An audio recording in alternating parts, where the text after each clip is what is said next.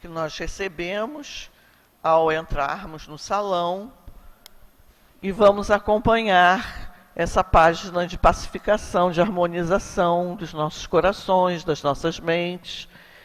E o título tem tudo a ver com o que é estudado hoje. Hoje nós estudamos o Livro dos Médiuns, né? Assuntos em torno do Livro dos Médiuns. E hoje a página é de Odilon Fernandes, do livro Mediunidade e Evangelho, da editora IDE, e a psicografia do nosso Carlos Bacelli. E o título, Manifestações Inconvenientes. Por manifestações inconvenientes, referimos-nos àquelas manifestações que ocorrem em locais e momentos inadequados. Os espíritos esclarecidos sabem aguardar o instante e o local apropriados para se manifestarem, respeitando a intimidade dos lares e a disciplina existente nos centros espíritas. Os espíritos ignorantes, não raro propositadamente, manifestam-se a qualquer hora, em qualquer lugar, valendo-se da invigilância dos médiuns de que se utilizam. Consideramos inconvenientes as manifestações que acontecem durante a transmissão de passes, nas reuniões de caráter público, nos templos espíritas, durante a realização de cultos do Evangelho no lar, nos ambientes de trabalho profissional, nas ruas, nos encontros de jovens, nas aulas de evangelização infantil, nas visitas aos doentes, nos hospitais e etc. Quando ocorrer uma manifestação mediúnica imprevista ou inconveniente, é de bom alvitre que um doutrinador presente, agindo com a presteza e com a discrição possíveis, convide o espírito para se retirar, esperando o momento aconselhável para expressar-se como necessita. Os médiuns, já com algum conhecimento da doutrina, sabem que não devem permitir a passividade quando o ambiente não seja propício. Se o fazem, carecem ser alertados para que o fato não se repita. É muito comum que os médiuns em desenvolvimento, mormente no campo da mediunidade psicográfica, sintam impulsos para escrever a toda hora. Não raro, interrompem o trabalho profissional ou a própria refeição para fazê-lo. Isso não deve acontecer. O espírito, tanto quanto o médium, deve saber que o exercício mediúnico se fundamenta na disciplina. É indispensável que o médium participante se controle, fazendo prevalecer a sua vontade sobre a vontade do espírito. Se ele cede sempre, pode acabar perdendo o equilíbrio, transformando seu desenvolvimento mediúnico num caso de obsessão. Não sejamos, todavia, tão rigoristas. O bom senso carece de prevalecer em tudo. Esporadicamente, um ou outro caso de manifestação imprevista de um espírito, pode ser tolerado. Às vezes o fato está se dando com a permissão dos benfeitores espirituais, aproveitando-se, talvez, das condições favoráveis do momento. Normalmente, quando existe essa permissão, o espírito que consegue romper o bloqueio e comunicar-se o faz por extrema necessidade sua ou das pessoas às quais se dirige. Pode ser para evitar um suicídio, para dar uma prova da sobrevivência, para assustar os descrentes, etc. Mas que não permaneça nenhuma dúvida. O local apropriado para exercer a mediunidade é no centro espírita e nas reuniões específicas, organizadas conforme as orientações básicas da doutrina. Médium que quer incorporar a todo instante, psicografar a toda hora, que vê e ouve os espíritos a cada minuto, está sobre evidente desequilíbrio e manda à caridade que ele seja alertado a respeito. Pode ser, inclusive, que haja necessidade de uma pausa momentânea em suas atividades mediúnicas, saneando seu psiquismo, a fim de que, depois, ele as retome com mais discernimento e controle sobre as próprias emoções. Infelizmente, a verdade é dura, mas carece de ser dita. Os médiuns acham que a partir do momento em que recebem a primeira comunicação, já estão desenvolvidos. É como alguém que passasse a se considerar homem por ter alcançado a maioridade. Crendo-se assim desenvolvidos, eles próprios se dispensam de qualquer estudo do espiritismo, acreditando que já chegaram onde muitos ainda estão se esforçando para chegar. E que, em geral, os médiuns, crendo que serão instruídos pelos espíritos, não gostam de estudar. Mas é também por isso que muitas mediunidades não avançam além do primeiro passo dado. Os espíritos não têm o direito de ser inconvenientes em suas manifestações. Quando o são, parcela dessa inconveniência deve ser tributada à invigilância e à indisciplina do médium. Página bem interessante para a gente refletir. Nós que somos médiuns, estamos de crachá ou médiuns sem crachá, né? A gente precisa refletir bastante quanto a essa necessidade. Bastando ter uma ostensividade, nós precisamos educá-la. Agora sim, vamos elevar os nossos pensamentos ao alto, colocando na nossa tela mental a figura do mestre que mais nos agrada. E vamos dizer assim: Senhor Jesus, mestre querido, nosso guia, nosso modelo, que bom, Senhor, que escolhemos aqui estar. Que bom, Senhor, que viemos em busca de um conhecimento mais apropriado às nossas necessidades espirituais. Pedimos a Ti e a toda espiritualidade superior da casa que nos ampare, nos sustente, nos guie nesses momentos em que estaremos protegidos, amparados e sustentados por essa casa abençoada, essa casa, esse ponto de luz aqui em Bento Ribeiro, uma das casas do Senhor Jesus. Pedimos também, Senhor, que envolva o nosso companheiro Célio, que fará uso da palavra, que direcionará nossos raciocínios, e da nossa Aline, que também fará uso da palavra no momento da sustentação dos passes. Pedimos também, Senhor, amparo e bênçãos aos nossos internautas que estão distribuídos por essa grande rede da web nacional e internacional. Que eles também sejam amparados e abençoados.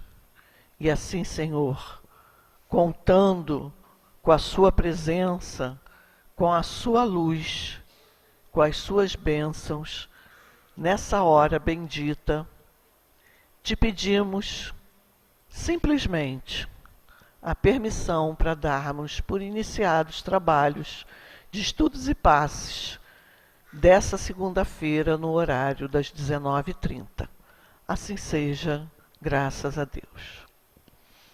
Bom, queridos irmãos, como foi dito, nós, hoje, às segundas-feiras, nesse horário, fazemos um estudo em torno do Livro dos Médiuns.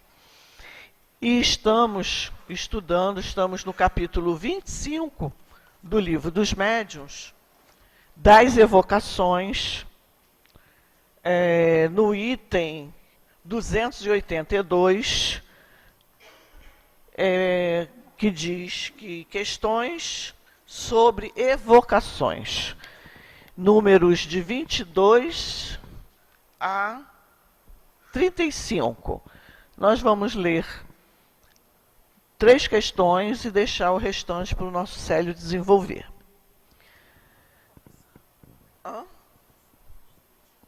Ah, 24, desculpa, gente, 24. Não é 22, é 24.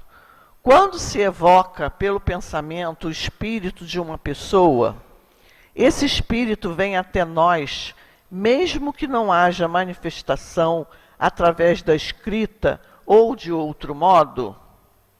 Resposta: a escrita é um meio material para o espírito atestar sua presença, mas é o pensamento que o atrai, e não o fato da escrita. Item 25. Quando um espírito inferior se manifesta, pode-se obrigá-lo a se retirar? Sim, não lhe dando atenção. Mas como quereis que se retire quando vos divertis com as suas proezas? Os espíritos inferiores ligam-se àqueles que os ouvem com complacência, como os tolos entre vós. Item 26. A evocação feita em nome de Deus será uma garantia contra a ingerência dos maus espíritos?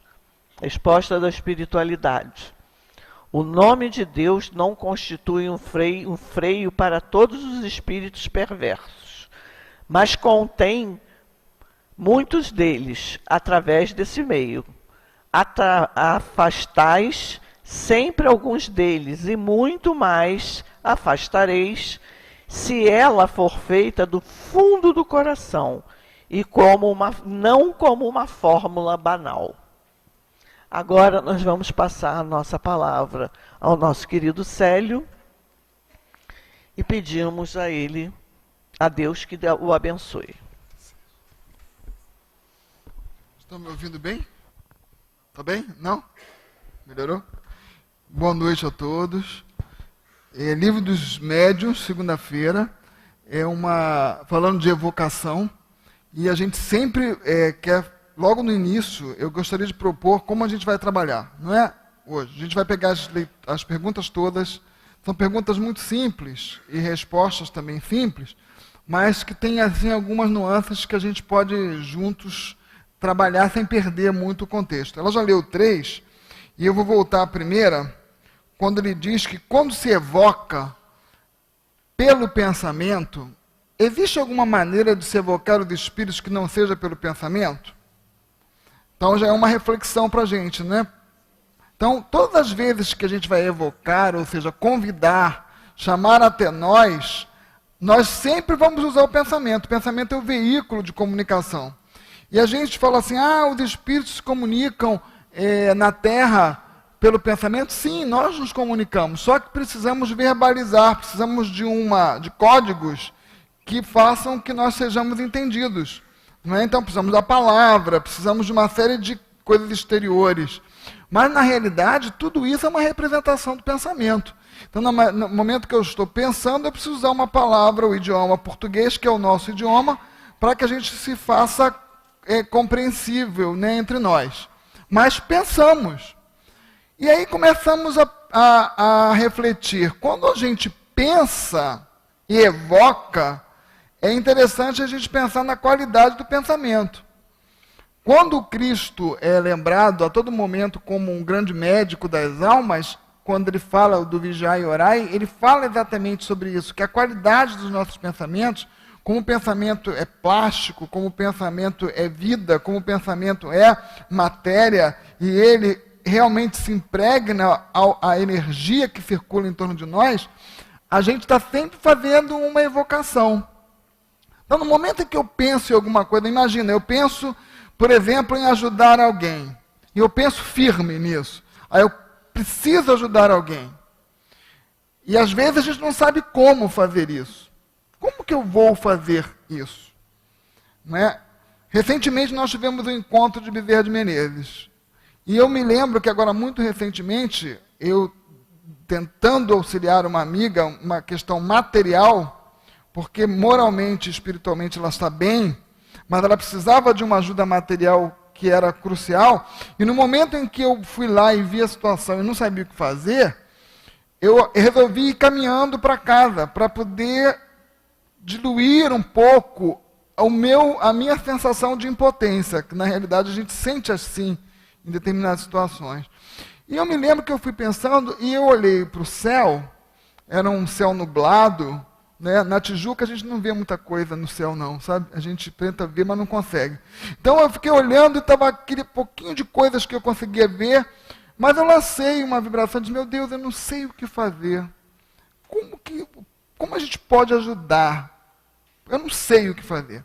E na hora que eu vibrei assim, e já muito envolvido pelo sofrimento que ela vinha passando, e que ainda vem, eu olhei para o alto, eu vibrei assim, e eu vi então se formar, muito próximo ao meu rosto, num círculo, a figura do Dr. Bezerra de Menezes, que até então eu não pensava. Eu não estava pensando nele, eu estava focado naquele problema. E na hora que ele aparece, eu transferi para ele uma responsabilidade. Né? Eu disse, olha, doutor Bezerra, me ajuda, porque eu não sei o que fazer. Eu não tenho condições de ajudar, eu não tenho como, e precisa. E por incrível que pareça, né, porque é bacana isso, dali para frente uma sucessão de coisas aconteceram, como que a gente poderia dizer milagrosas, no sentido de que tudo foi se encaixando. Uma das questões muito interessantes é que ela tinha uma pensão que ela não conseguia movimentar há 30 anos. E saiu uma semana depois, sem que ela esperasse. Então, uma coisa assim, impressionante para a gente, né, refletir de que a gente pensa, vibrou, os espíritos estão povoando em torno de nós, e eles então se aproximam daquilo que a gente está vibrando. Se a gente vibra também muitas vezes no desamor, no desânimo, e todo mundo aqui já tem uma historinha dessa, né? A tristeza vem e vai tentando tomar conta da gente. Se a gente não pede ajuda, e essa ajuda tem que ser ajuda espiritual, tem que ser muitas vezes uma ajuda médica, né? Um psiquiatra para nos ajudar, um psicólogo para nos orientar, a casa espírita na palestra, no passe de cura, na intervenção mediúnica, não é mais, às vezes mais potente, para que a gente consiga neutralizar as forças que estamos emanando, que muitas vezes são forças muito de pouca esperança, de pouca fé, de confiança. E aí a gente começa então a trazer para o corpo as reações que o pensamento gera. Então, o que a gente está falando aqui? Que evocar não é a gente parar assim, agora eu vou evocar um espírito. Isso é assim, eu estou organizado para fazer um trabalho, então eu vou, naquele horário, naquele dia, naquele momento, faço. Mas as evocações estão fazendo o tempo inteiro. Os convites nós estamos fazendo todo o tempo. Então, por isso que a gente olhamos, começamos a ficar com aquela ideia fixa, estamos vibrando mal por alguém, estamos desiludidos com alguma coisa, estamos reclamando muito. É atenção, porque a gente vai atraindo as forças que se assemelham àquela vibração que nós estamos emitindo naquele momento. Então, muita atenção para a gente e conseguindo trabalhar isso. E pede ajuda. No momento em que a gente está com dificuldades, peçamos ajuda, a gente tem que pedir. Não podemos pensar, eu venço isso sozinho. É muito difícil. A gente não tem ainda tanta capacidade para conseguir. Aí ele diz, então, que o pensamento sempre. Ele diz, uma outra pergunta que ela já leu, quando um espírito inferior se manifesta, pode-se obrigá-lo a se retirar? Ele diz, sim, não lhe dando atenção. Já perceberam que também na vida é assim? Se a gente tem alguém inconveniente, se a gente não der ibope para ele cansa, ele desiste. Porque ele não tem reciprocidade. Então ele acaba saindo, porque não consegue o público que ele espera alcançar. Agora, se a gente anima aquela ideia, se a gente valoriza aquela ideia, ele vai continuar, porque o ser humano é muito criativo. Então ele vai continuar vibrando e vai também recebendo as informações que a sua capacidade de troca lhe permite. Então, se ele começa, por exemplo, eu estou com meu irmão aqui hoje, meu irmão consanguíneo, que é uma alegria para mim, mas a gente tem uma família muito criativa. Eu até falei para aqui, nós somos extremamente brincalhões. É uma tônica da nossa família. E se a gente não tomar cuidado, a gente entra por um caminho de uma criatividade imensa. Porque é muito acionado por isso. E assim, é quase que uma marca da família, principalmente da família do meu pai. Então a gente precisa muito estar atento, porque se a gente não tiver, a gente às vezes magoa uma pessoa, porque a gente não se dá conta disso. E também, abrindo esse leque, a gente vai sendo influenciado. Vai sendo influenciado. As pessoas vão rindo e você vai tomando conta da cena. Todos nós somos meio artistas, né? Então, a gente vai tomando conta da cena. Então, parar e pensar que até onde os limites, não é, do respeito, até onde os limites da civilidade, até onde os limites de não maltratar o outro precisam ser controlados. Então, ele diz aqui, é só não dar ibope. Agora, por que na casa espírita é o local que a gente deve estar vindo, nos preparando para o trabalho? Porque aqui que a gente faz? Sempre uma prece no início da reunião, evocando o Pai, evocando Jesus, os bons espíritos, pedindo que nós sejamos, né, envolvidos por essas vibrações. Para que aí então comecemos a fazer um trabalho que sempre se baseia numa leitura, que sempre se baseia no mínimo possível de interferências materiais, o mínimo possível de qualquer movimentação externa, para que a gente possa se concentrar no eu, no íntimo, se concentrar nas coisas mais que a gente chamaria de coisas sagradas, que é uma palavra que se adequa, mas que não é com esse nível. A religiosidade, né? O respeito. Então, tomar cuidado, como que eu me relaciono, em que lugares que eu vou, como é que eu vou buscar a assistência dos espíritos, que espíritos eu vou buscar para me dar um conselho, né? Então é muita atenção para essas coisas. Depois, a evocação feita em nome de Deus será uma garantia contra a ingerência dos maus espíritos? Gente, é sempre bom lembrar, nós somos espíritos encarnados.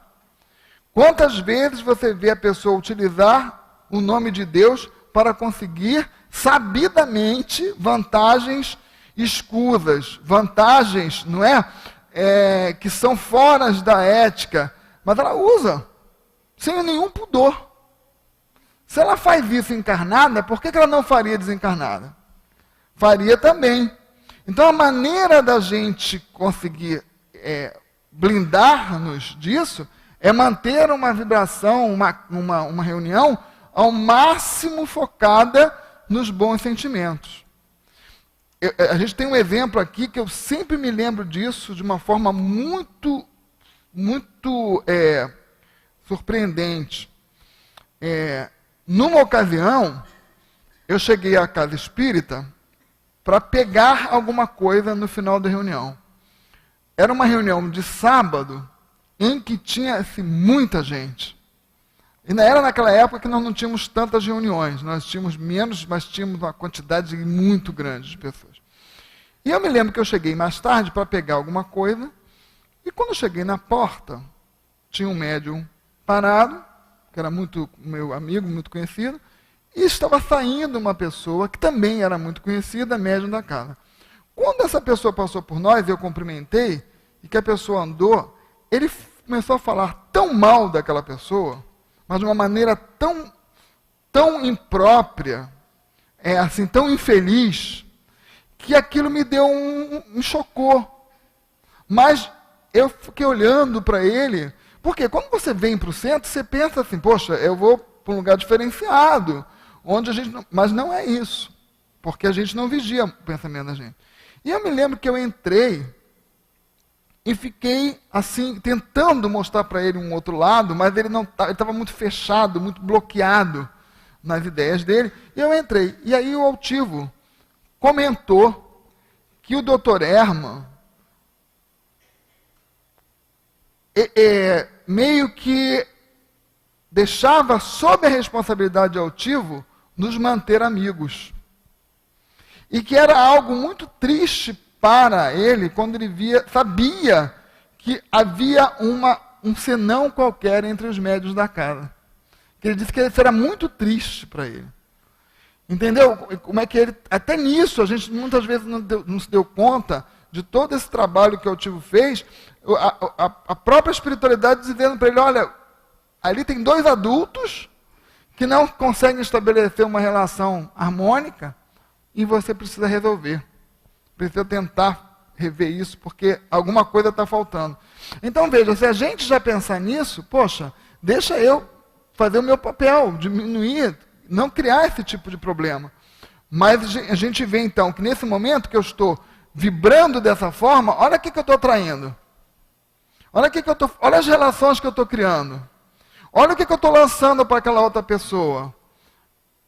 Né? Onde que está a caridade? Onde é que está a abnegação? Onde é que está a indulgência? Onde é que está o perdão das ofensas? Que são nós trabalhamos tanto isso. É lógico que todo mundo tem problema. Eu tenho dificuldade para perdoar, tenho dificuldade para ser indulgente, todos nós.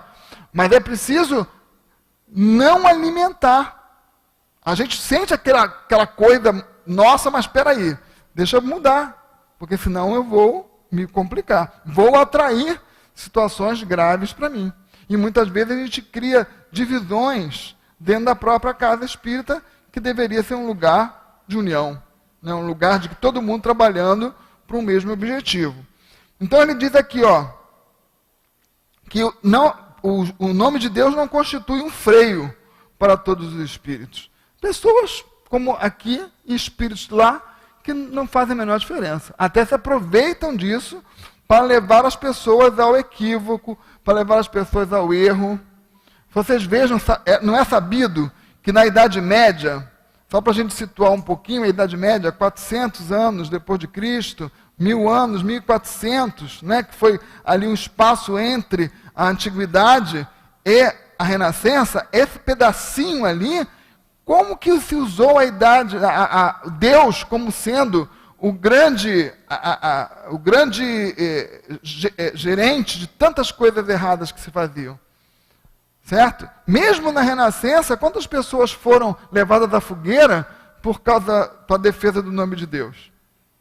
Né? Então é uma coisa assim, muito interessante. Em 1600, se eu não me engano, uma das próprias encarnações de Allan Kardec, que foi o Giordano Bruno, né? de Russo, foi morto por causa de uma defesa, de uma ideia, uma fogueira. Então é muito interessante a gente pensar nisso. E isso era usado que Deus quer assim, é a vontade de Deus. Então, atenção, não é isso que a gente pode imaginar. Às vezes você vai num lugar com um culto exterior muito pomposo, mas está faltando a essência. Então não é garantia. A gente precisa ter cuidado. Então, atenção no que a gente vai buscar, atenção no que a gente vai se relacionar, atenção no que a gente vai se conectar. Aqui ele fala também, quando vários espíritos são evocados simultaneamente, e quando há apenas um único médico, qual o que responde? Olha só, nós evocamos vários espíritos, só tem um médium. Ele diz, um deles responde por todos, e exprime o pensamento coletivo. Então, estamos fazendo evocações múltiplas, mas só tem um médium. Então, aquele vai representar a ideia. A doutrina espírita sempre diz, quando a gente pega uma mensagem, não importa Se nenhuma mensagem tivesse autor, não teria problema nenhum. Não precisa. Né? Essa autenticidade. Porque, na verdade, eu não vou conseguir nunca, de maneira 100%, atestar a autenticidade de uma mensagem. Não é? Eu não vou conseguir isso. O que eu vou conseguir é o seguinte: aquela ideia que está sendo passada pela mensagem condiz com o espírito que assinou. Se ela condiz, ótimo, mas significa que seja aquele espírito? Não. Pode ser um espírito da mesma falange, da mesma estirpe espiritual. Não precisa ser o mesmo. Porque o que importa para os espíritos é a ideia. O que está fazendo? Agora, isso nós estamos falando de evocação livre. Diferenciado de quando você diz assim: eu vou evocar e alguém se predispõe, por exemplo, a me trazer uma mensagem do espírito do meu pai. Aí muda. Porque a gente fez uma combinação, então é preciso que seja realmente aquele espírito. Porque é uma evocação particular. A gente viu isso aqui no livro. Agora, por isso que a doutrina espírita não ensina evocação particular. Porque evocação particular faz com que o médium esteja extremamente vulnerável.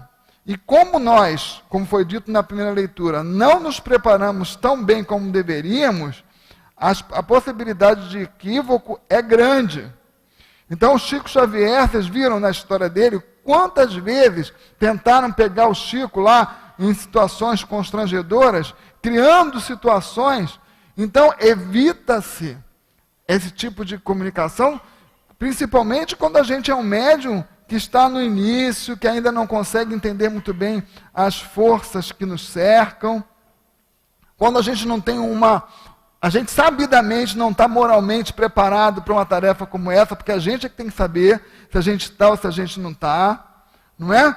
Então, cuidado. Agora, a doutrina espírita fala, o objetivo dos espíritos são mensagens gerais, que atenda ao grupo, porque as mensagens pessoais, individualizadas, focadas numa determinada situação, são sérias. A gente precisa evitar, para não criar problema. Porque depois que está criado um problema, é difícil da gente resolver. Não é isso? Vocês percebam bem, a gente na vida não é assim? A gente tem 1 milhão de coisas boas, mas a gente se prende naquilo que não é bom. Uma pessoa vier aqui no centro, passa 15 anos recebendo uma série de coisas boas. Um dia que alguém comete um deslize com ela esquece tudo. Só vai se prender naquilo. Não é assim? A maioria de nós? Só é meio do perfil da gente ainda. Não é? Então é uma situação complexa. Às vezes a gente vê uma situação em que a gente ganha a vida, ganhamos 1 milhão de possibilidades, mas aí a gente perde 1 centavo e se prende nele. Não consegue mais se libertar. Né? É sério a beça. É da gente, então todo cuidado é pouco. O mesmo espírito poderia comunicar-se ao mesmo tempo e logo, através de 2 médiuns diferentes, tão facilmente quanto tem dos homens que ditam várias cartas ao mesmo tempo. Então ele diz que um espírito pode se comunicar através de 2 médiuns diferentes. E aí a gente diz o seguinte, lembra de uma situação bastante interessante, quando o Valdo Vieira e o Chico Xavier psicografaram, em que um escrevia um capítulo para, o outro escrevia o capítulo ímpar, e depois eles juntavam para formar a obra. É uma coisa assim muito interessante para a gente estudar, que tem uma sequência, né? Como é que isso se deu? Então um exemplo para a gente olhar dessa capacidade mediúnica. O mesmo autor escrevia por um, escrevia por outro, mas um fazia o par e o outro ímpar. Então, uma coisa muito interessante para a gente perceber. O espírito evocado ao mesmo tempo em vários pontos pode responder simultaneamente às perguntas que lhe são dirigidas? Olha a resposta. Sim, se for um espírito elevado. É igualzinho a gente. Tem pessoas que estão num local, numa mesa, numa roda de conversa, ela começa a lhe perguntar uma série de coisas, ela vai respondendo a todo mundo. Porque ela tem um conhecimento muito vasto, ela tem um conhecimento muito aprofundado daquele conteúdo. Se a pessoa tem pouco conhecimento, ela não consegue fazer isso. Porque ela não consegue ter um raciocínio tão trabalhado, um pensamento já tão trabalhado, para dar respostas tão rápidas àquilo que eles estão perguntando. Então, o que a gente diz? Essa pessoa que consegue responder a um grupo grande de pessoas com várias perguntas diferentes e com muita rapidez, ela tem um conhecimento elevado do assunto que ela está tratando. Então, a gente diria que ela é um espírito elevado naquele assunto. Os espíritos elevados também conseguem fazer isso. Os menos não, porque têm limitações. Porque muitas vezes precisam... Vejam quando a gente tem quando a gente está preocupado com alguma coisa, a pessoa está falando e a gente não ouve mais. Porque a gente está preocupado em saber que raciocínio a gente vai trazer. Quando a gente está seguro, a gente fica ali, deixa vir. Eu sei exatamente o que eu vou ter que fazer. Eu sei para onde eu vou, o que eu quero atingir, o que eu quero. Eu conheço o que eles estão me falando. Agora, se a gente não conhece, a gente vai meio que preocupado, está sempre usando a nossa cabeça para meio que uma defesa contra alguma coisa. Aí isso embota a nossa capacidade de resposta. Então, quanto mais elevado é o espírito, mais capacidade ele tem de articular a sua ideia, mais capacidade ele tem, se o médium for um médium versátil, ele também tem muito mais capacidade de manipulação daquele processo mediúnico. Se as perguntas que lhe forem feitas forem perguntas muito inteligentes, concisas, focadas num objetivo, ele também consegue responder muito melhor. Não é? Então, é uma tranquilidade, mas isso precisa de elevação, precisa de conhecimento, precisa de ser versátil naquilo que ele está respondendo. Se a gente vai perguntar para um espírito ainda muito pouco evoluído, a gente vê, aluno, quem é professor aqui sabe. Você vai lidar com um aluno, cada um com uma capacidade de entendimento, você olha para um, pergunta, ele responde, o outro já não consegue tanto. Demora um pouco mais. Aí, às vezes, nem consegue. Porque ele não tem condições para isso. E também nós temos assim, múltiplas inteligências, né? Lembrar disso, múltiplos aspectos da inteligência. Por exemplo, a gente vê algum aluno que ele não consegue responder bem a matemática. Mas ele responde muito bem num português, por exemplo. Escreve muito bem, né? Numa redação, ele consegue colocar, mas a parte de exatas ele já não consegue tanto. Então, também esse respeito. E os espíritos é a mesma coisa. Se ele tem um conhecimento aprofundado, por exemplo, de magnetismo, se a gente evocar um espírito que tenha trabalhado nisso várias encarnações, que tenha lidado muito com isso, ele vai chegar aqui, o que você perguntar, ele vai, porque ele sabe tudo. Não tem dificuldade. Então, é o nível de conhecimento. Aí ele veio aqui, ó. Deixa eu ver aqui onde eu parei. Podem ser evocados os puros espíritos, os que terminaram a série de suas encarnações? É uma pergunta interessante. Não é? Será que a gente consegue? Ele disse, pode, mas muito raramente. Né? Eles só se comunicam com os de coração puro e sincero. Eles só se comunicam com os de coração puro e sincero. Algum de nós se habilita? Né? Ainda falta um pouquinho, né? E não com os orgulhosos e egoístas. Por isso é preciso desconfiar dos espíritos inferiores que tomam esta qualidade para se darem mais importância aos vossos olhos. Os espíritos superiores, eles são extremamente discretos. Aliás, essa questão de ser discreto é uma qualidade da pessoa superior, tanto encarnada quanto desencarnada. Né? Ela faz com que a pessoa ela busca a simplicidade, ela busca tirar o foco de si mesma para colocar o foco no conteúdo, ela procura buscar o outro, atingir o outro, envolver o outro, ela tira dela todo o foco para mostrar para o outro. ela se direciona sempre com o nós, se colocando no mesmo nível de patamar. Ela se posiciona com muita clareza, muita concisão. Não é? Porque ser complicado é fácil, difícil é ser simples. Vocês percebam que se vocês tiverem um dia a possibilidade, eu não li tudo, mas eu tenho assim, é prazeroso a gente ler a Revista Espírita. Porque Kardec, ele é de uma grandiosidade na concisão, ele é tão certeiro, ele é tão assim, brilhante na maneira como ele coloca as coisas, é aí que você vê como ele era evoluído. Porque a simplicidade que ele traz uma ideia complexa, ele consegue trazer aquilo de uma maneira tão simples, de uma maneira tão concisa, de uma maneira tão agradável, que a gente se espanta e se encanta. Porque não é um espírito prolixo, não é um espírito repetitivo, é um espírito que atinge o seu objetivo com muita fluidez. Por quê? Porque sabe muito. Né? Trabalha muito para trazer a sua ideia. E a mesma coisa nós, quando a gente vê alguém falando na televisão, com muita clareza, aquilo encanta a gente. Porque a gente olha e diz, puxa, que bacana, né? Como é que essa pessoa consegue trazer com tanta clareza um aprendizado? É o espírito que tem já a sua evolução. Como é que os espíritos dos homens mais ilustres veem tão fácil e familiarmente atender ao chamado dos homens mais obscuros? Kardec faz essa pergunta logo depois, porque ele diz assim, se os espíritos puros quase não vêm, como é que vem um espírito que foi brilhante? Olha o que os espíritos respondem. Os homens julgam os espíritos por si mesmos, o que é um erro. Após a morte do corpo, as categorias terrenas não existem mais.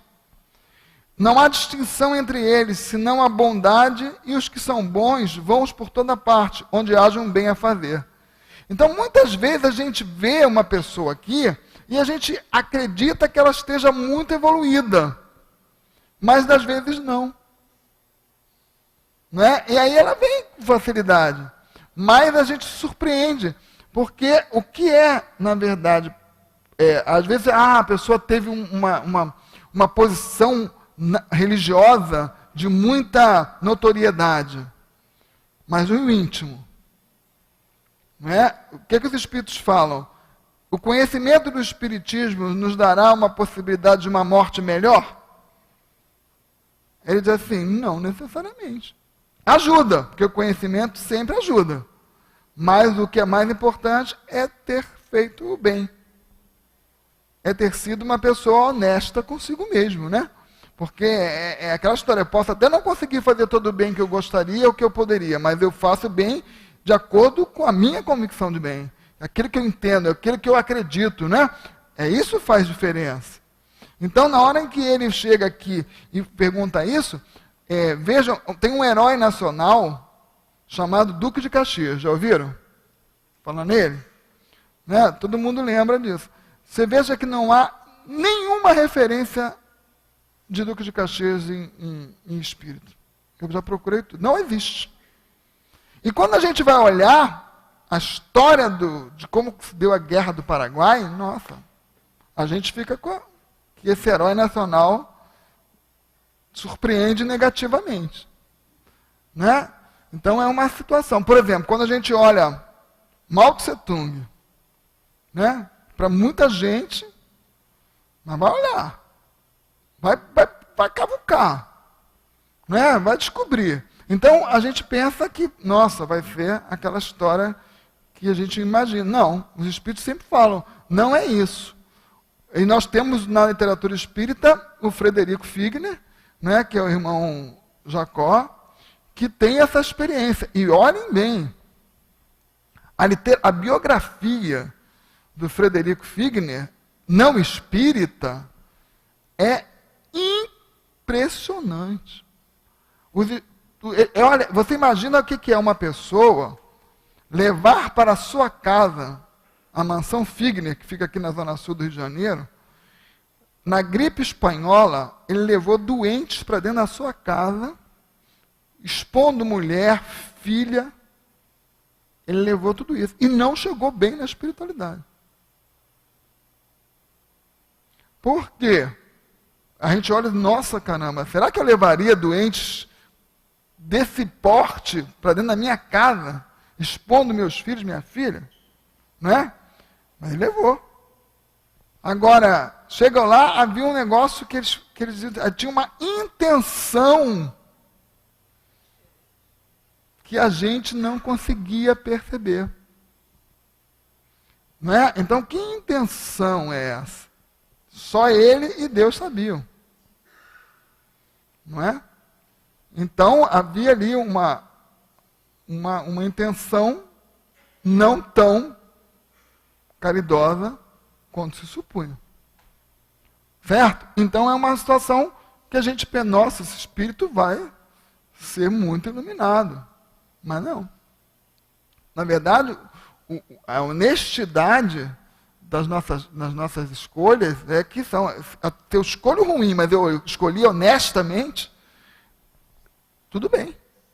Agora, quando a gente começa a ser hipócrita, aí começamos a complicar, porque a gente sabe e a gente não faz. Né? Então é a hipocrisia mesmo. É uma falha de caráter grave.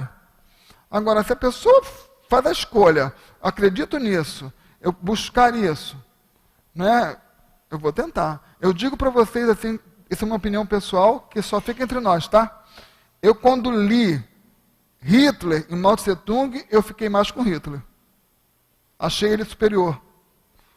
Imagina isso, sabe por quê? Porque ele fazia com uma convicção. Ele sofria, ele estava ali, ele se martirizava, ele se drogava, era um espírito muito doente, mas não era tão calculista quanto o outro. Que dizia o seguinte, vá para a guerra porque você tem que morrer pela China. E botava todo mundo para morrer, ele ficava na melhor mansão do mundo. Você não via isso no Rio.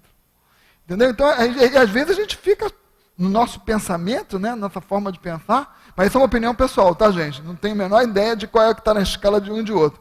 Mas esse pensamento meu, de como que a gente viu uma pessoa que foi ali e sofria a pressão, sofria o desespero, sofria a sua própria doença, sofria a sua própria obsessão, sofria a sua própria angústia.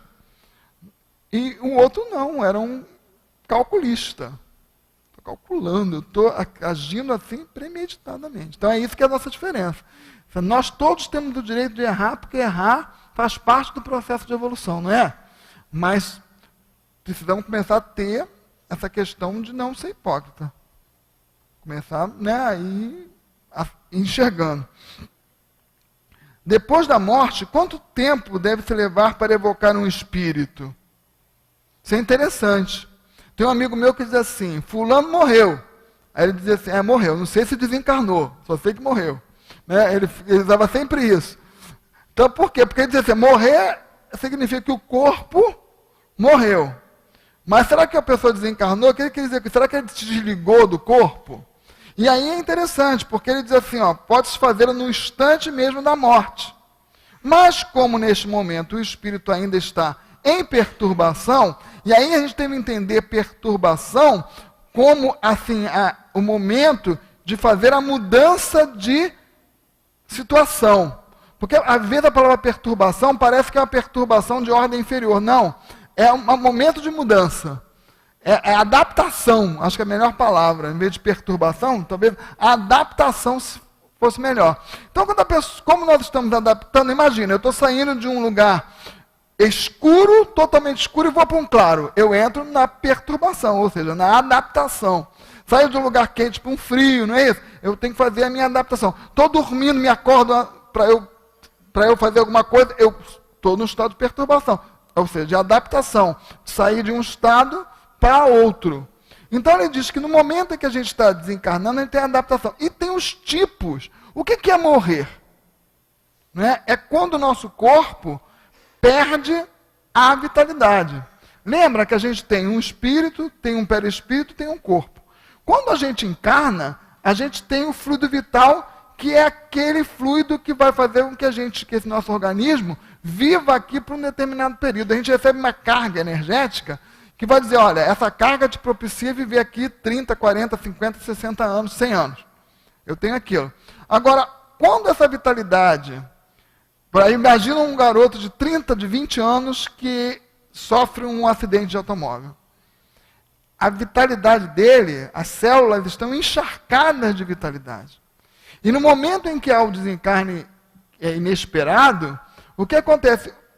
Todas aquelas células estão muito ligadas ao perispírito. Então, ele vai ter que ter uma dificuldade um pouquinho maior para se libertar daquilo. Mas se aquilo não for provacional, ele vai fazer isso tranquilamente. Mas a morte natural, quando nosso organismo vai envelhecendo, em que é uma coisa muito normal, o que acontece? A vitalidade das células vão se diminuindo, e aí daqui a pouco há um desligamento sem dor. Porque o corpo, na realidade, ele sozinho não dói. O que, na verdade, acontece é como que o espírito reage ao estímulo que vem para o corpo. Tanto que tem pessoas que lidam muito melhor com a dor do que outras, porque conseguem ter uma relação diferenciada também com relação à dor. Então, no momento em que o espírito desencarna de morte natural, mais fácil você evocá-lo próximo, porque ele já estava muito... desligado das suas células, o perispírito já estava fazendo essa ligação porque a vitalidade havia terminado. Agora, um espírito que desencarna no momento com muita vitalidade, é mais difícil, ele está num estado ainda de adaptação mais longa. Então, mas ele diz que a gente pode fazer. A evocação no instante da morte será mais penosa para o espírito do que o seria mais tarde? Ele diz, algumas vezes. É como se vos arrancassem do sono antes que estivesse completamente desperto. Então, dependendo da morte, vai ser mais ou menos. E aí ele diz uma coisa interessante, que a influência corporal, que se faz sentir mais ou menos tempo sobre o espírito da criança, acho que a gente não vai dar para falar dessa não. Vamos parar aqui que é melhor. Só para a gente concluir. Então, a evocação é um estado, uma ação mental. Então, eu posso estar evocando, eu faço isso o tempo inteiro. Então, se eu estou lá, estou pensando em alguém, o que eu estou fazendo? Estou evocando. Encarnada ou desencarnada. Não é? Eu quero trazer essa pessoa para perto de mim e eu, às vezes, trago mesmo. Se a pessoa quiser vir, se Deus permitir, então isso pode acontecer. Então, a qualidade do nível de pensamento é muito importante. E aí, olha como é importante. Às vezes eu vejo, a gente vê filme, né? De crime. E aí você começa a entrar no processo, porque esse é o objetivo de um bom filme. Que você mergulhe nele. E aí você vai mergulhando ali. Aí você começa a criar as tuas ações mentais. Criando. E você vai criando. Um livro. Estou lendo um livro muito, muito pesado. Estou lendo um livro. Eu vou criando. Não é? Eu vou criando. Eu vou criando. E conforme eu vou criando aquilo, eu vou jogando no universo. Ele vai para o fluido. Ele vai para a energia. E a gente vai fazendo essas conexões. Então, o espírito... É muito comum, a maioria das vezes, esses rapazes que se tornam terroristas, eles dizem que começaram vendo filme com essa prática. Aí ele começa a ver no início, e aí o nosso cérebro ele é muito plástico, ele é muito receptivo fisicamente. Então ele vai guardando aquela imagem e ela vai sendo a nossa herança. A nossa casinha mental. Então, uma pessoa, por exemplo, que que está muito muito dedicado à pornografia, ele fica olhando aquele filme e daqui a pouco ele não consegue ver mais nada no outro ou na outra que não seja daquela forma. Porque ele impregnou a mente disso. Né? E isso fica muito forte. Então, para se libertar, muitas vezes, precisa de várias encarnações. Precisa de tratamento médico, é uma confusão impressionante. Então, é por quê? Porque o nosso organismo, ele trabalha para nós. Ele é escravo. Ele diz assim, o que você quer? Eu estou aqui para te servir. Você quer isso? Eu estou pronto. Então, mas a gerência é do espírito. Então, a gente tem que aos poucos ir fazendo esse trabalho, e deixando de ouvir, e deixando de ler, e deixando de pensar nisso, e começar a criar uma zona de neurônios que nos dê paz. E isso, a oração, a meditação, a boa leitura, o bom filme, não é? A boa música.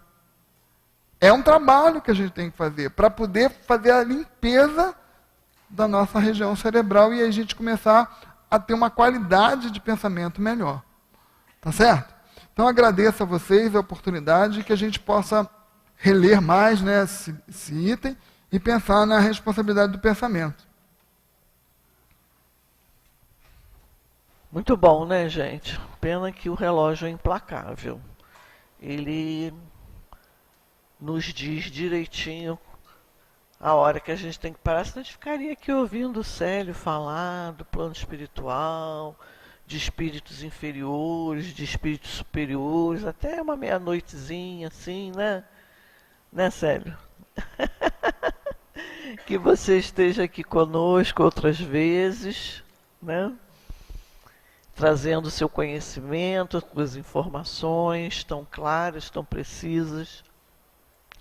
E agora nós vamos passar para aquele momento tão esperado, que é o momento dos passes, aquele momento de troca fluídica com o plano espiritual superior, em que nós nos colocamos nas mãos desses amigos superiores e amorosos da casa. E é o momento da gente se ligar mais nos desejos nobres, né, nas ideias mais nobres, pensando nos nossos queridos que deixamos em casa, pensando no nosso país, nos nossos colegas de trabalho, principalmente aqueles que a gente tem uma certa dificuldade, né? Esse é o momento da gente distribuir fluidicamente bons pensamentos, boas emanações, para que tudo fique mais harmonioso, inclusive nós, né? Não é isso que a gente quer? Mais harmonia, mais paz, mais felicidade. Então, nós vamos ler o Evangelho, nós estamos no capítulo 5, Bem-aventurados os aflitos, instruções dos Espíritos, em que a nossa Aline vai comentar justamente na hora dos passes. E é o bem e o mal sofrer, item 18 do capítulo 5.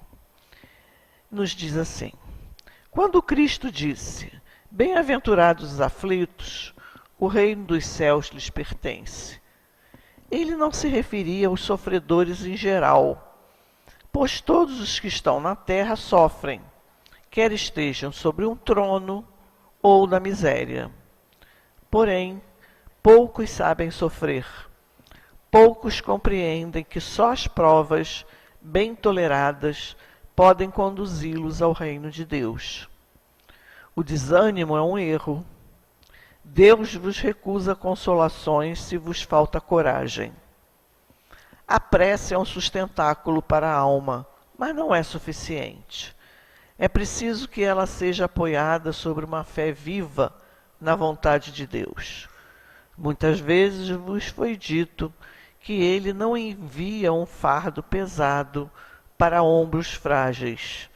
O fardo é proporcional às forças, como a recompensa é proporcional à resignação e à coragem. A recompensa será tanto mais grandiosa, quanto mais penosa for a aflição. Mas é preciso merecer essa recompensa. É por isso que a vida é cheia de adversidades. O militar que não é enviado para a luta não fica contente, porque o repouso no campo não lhe proporciona nenhuma promoção. Sede, pois, como militar e não procureis um repouso no qual vosso corpo se enfraqueceria e vossa alma se embotaria. Ficai satisfeitos quando Deus vos envia a luta. Essa luta não é o fogo da batalha, mas as aflições da vida, onde muitas vezes é necessário ter mais coragem que em um sangrento combate, porque aquele que permanece firme diante do inimigo cederá sob a pressão de um sofrimento moral. O homem não tem recompensas por essa espécie de coragem, mas Deus lhe reserva os louros da vitória e um lugar glorioso. Quando vos chegar um motivo de dor ou de contrariedade, esforçai-vos para superá-lo. E quando chegardes a dominar os impulsos da impaciência, da cólera ou do desespero, dizei com uma justa satisfação: eu fui o mais forte. Bem-aventurados os aflitos pode, portanto, ser assim traduzido. Bem-aventurados aqueles que têm o ensejo de provar sua fé, sua firmeza, sua perseverança e sua submissão à vontade de Deus, pois eles terão centuplicada a alegria que lhes falta na terra, e após o trabalho virá o repouso. Lacordaire, Havre, 1863. Agora, vamos pedir aos nossos irmãos médiuns que se dirijam aos seus lugares apropriados, se coloquem junto aos nossos irmãos, e que nós outros que aqui estamos, se formos portadores de mediunidade ostensiva, por favor, não vamos dar passividade. Esse trabalho é exclusivo do corpo mediúnico da Casa de Leon Denis.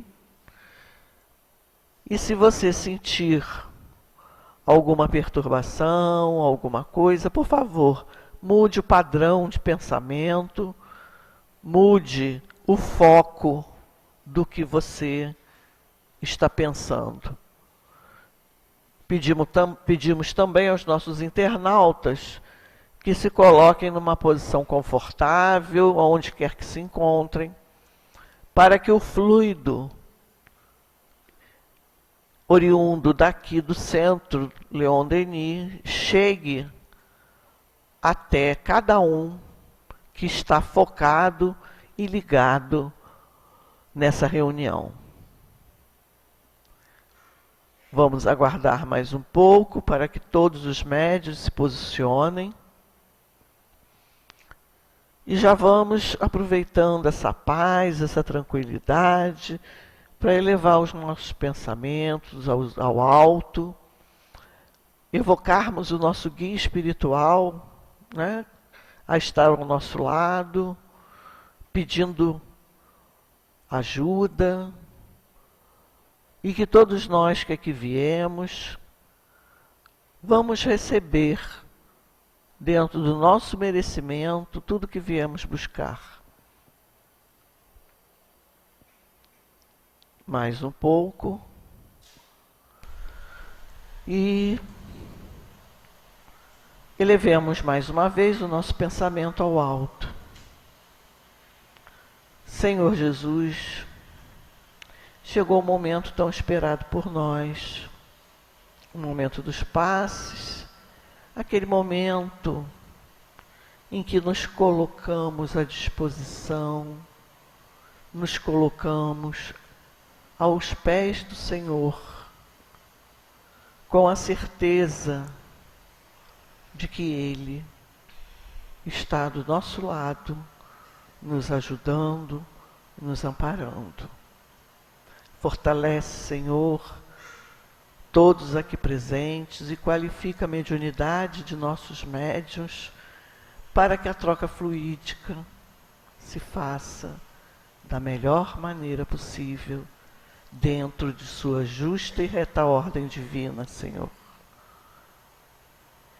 Então, nesse momento, te pedimos humildemente a permissão para darmos por iniciado o momento dos passes. Assim seja, graças a Deus. Graças a Deus que nos permitamos envolver pelas vibrações de amor que nos são direcionadas neste momento.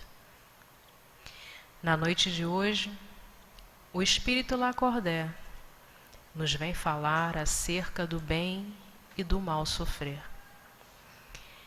A vida na Terra, planeta de provas e expiações, é rodeada de vicissitudes, diversidades, que muitas vezes entendemos como um mal.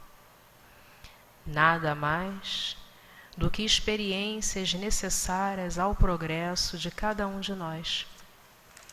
Nenhuma dor nos chega sem que tenhamos necessidade dela. Aprender com ela, crescer com ela. E assim, vem nos falando acerca da prece, como sustentáculo da alma, nos momentos de adversidade pelos quais todos nós passamos. Mas se aproveitarmos o aprendizado que a lição nos traz, poderemos fazer com que seja um bem sofrer, crescendo, se fortalecendo, aprendendo e cada vez mais ampliando nossa capacidade para o bem, para o amor. Desse modo, quando as situações da vida nos chegam, entendemos como oportunidades de provar a nossa fé, o nosso conhecimento, nos mantendo firmes dentro de um ideal de amor e de bem, que será a rota de cada um de nós, nos preparando para encarnações mais produtivas e mais felizes no amor. Dessa forma, sempre que precisarmos ser experimentados, agradeçamos a Deus a oportunidade e não desperdicemos com queixumes o fruto da lição. Que satisfação, que alegria poder dizer ao final de cada prova que, apoiados numa fé viva, numa fé ardente, conseguimos superar os desafios da impaciência, da cólera, do desânimo e podermos dizer: eu fui o mais forte, eu confiei, eu acreditei e eu venci. Que dessa forma possamos encarar a vida com alegria e sempre elevando a nossa fé, elevando a nossa resignação ao nível de nossas provas. Quanto maiores as provas, maior a fé. E tenhamos a certeza que, libertos, já tendo um conhecimento adquirido das lições que nos são apresentadas, teremos ciclos de vida, vida espiritual, mais felizes, mais plenos, mais amplos, e entenderemos então o que significa essa recompensa. É a recompensa de se entender, se reconhecer como espírito imortal, que caminha para a luz e que caminha para Deus. A todos desejamos paz.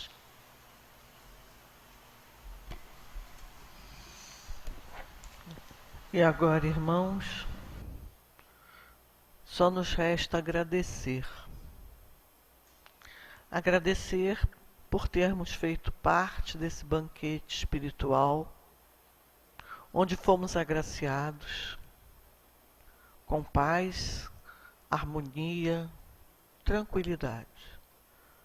Que possamos dividir, partilhar com todos aqueles que deixamos em nossos lares ou em nossos locais de trabalho, se formos partir daqui para algum trabalho.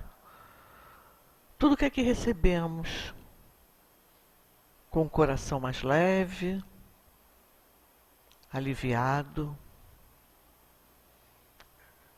de acordo com a paz de Deus. E assim, Senhor, em Teu nome, em nome de todos os amigos espirituais, todos os diretores espirituais, os verdadeiros dirigentes desse trabalho, mas, sobretudo, em nome de Deus, pedimos a permissão, Senhor, para darmos por encerrados os trabalhos do dia de hoje. Assim seja, graças a Deus.